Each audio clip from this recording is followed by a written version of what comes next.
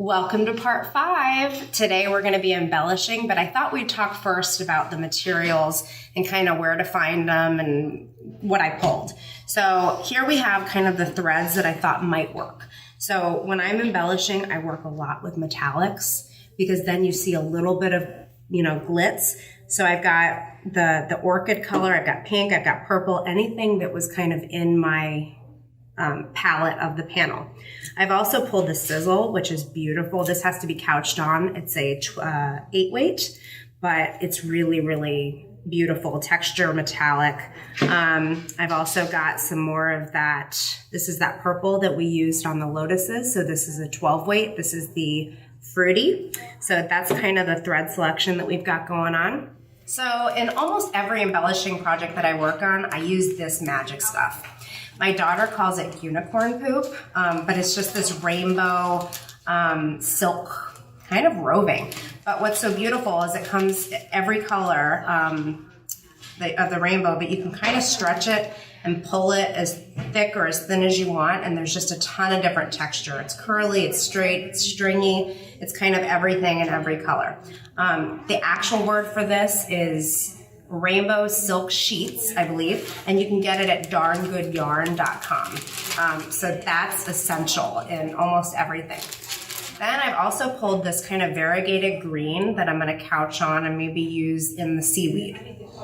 I also pulled kind of a variety of things from my embellishing stash, and a lot of people ask me, where do you get this stuff? Well, you can get it from yarn shops.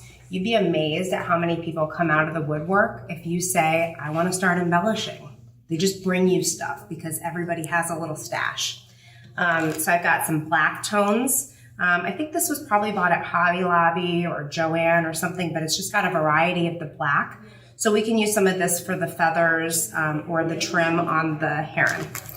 This stuff is another one of my favorites. It's green, it's variegated, it's got a little bit of sparkle. These are miscellaneous green yarns.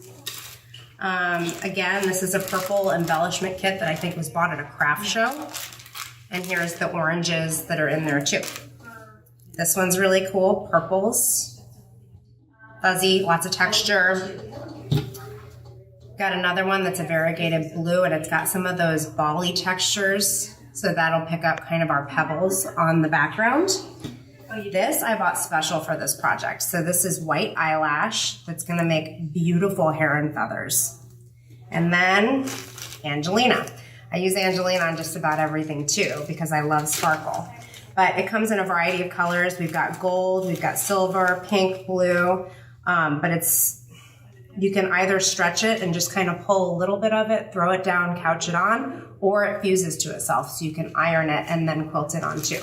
So those are our supplies, and we're gonna go ahead and jump in. Okay, so step 1 in the embellishment process is I decided to do these exterior squares in these outside blocks. Okay, so I'm kind of saving my heron for last because it's kind of the finale and it's gonna be the most awesome. So I went ahead and I did these. And I did one start to finish just so I could kind of see how it was going to play out. And then I'll go back and I'll show you step by step how I did it. So I added some green roving and then with some green thread with the roving. And then I went back with my blue metallic thread and I just kind of popped these bubbles a little bit and tacked that down a little bit. Then I didn't want to tack my flowers down too much because I like the way that double batting is making them puff, but they did need a little something. So then I just added a few hot fix rhinestones in a few little spots, and that just kind of makes it glimmer a little bit. So now I'm going to advance it and I'll show you how to do it step by step. Okay, so here we are ready to get started. I've got green Floriani embroidery thread in my machine. So it's got a little bit of sheen, but it's not totally a metallic. So now I'm ready to go ahead and pick up my bobbin thread. So there I go. I'm going to secure my stitches, just a few. And then now's the fun part. So what I've pulled is I've got that rainbow poop over here. I've got some green roving here. This is some green, some lime green alpaca. And then kind of my favorite is this dryer lint. So I love working with dryer lint, but it doesn't have any stretch. So you just got to kind of pull it a little bit, place it, and then stitch over it. I actually paid for this dryer lint. I know it sounds silly, but I don't know about you guys, but my dryer lint is like blue or blue-gray, and I do not need any more blue-gray lint. So this I bought from Cherrywood. It comes in a variety of colors because they have those amazing fabrics. So that's a nice little gem there. Okay, so I'm gonna go ahead and start with this green roving. So I'm just gonna pull a little bit there and just kind of bunch it up to about the size of that lily pad. So then I'm just gonna kind of couch it on. Now when I'm couching, I am gonna I kind of outline the lily pad and then I follow the direction of the lily pad. So if there's anything, I'm doing some little pebbles. So now I'm gonna travel to my next one. And then I'm just gonna outline. And you don't have to put embellishment on every part because if you do that, then it kind of loses its special. Okay, so now I'm gonna go to that alpaca fur, stretch a little bit out. That's okay, that's a lot, but it'll look okay on that one. So then I just kind of form it and then start securing it. So I kind of outline again first just to tack it down. You can do a couple little curly cues. Oh, something else that I did do was I changed my stitch length to 16. Okay, so I was at a 12, but since I'm doing the small micro work, I want to be able to get those curves really tight, so I went to a 16. Okay, so I'm gonna throw down a little more roving. Okay, and then I'm also gonna put down some of this dryer lint. So I just kind of stretch it a little bit. And I think that organic shape is fine. I mean, so it doesn't have to be perfect. Now, something else to talk about is I'm using the Innova clear ruler foot. I'm kind of lazy, and so I don't change my foot very much, but if I have the clear ruler foot on, it's enough to hop over that roving, no problem. And I have really good visibility, and I can switch back and forth to my ruler when I want to.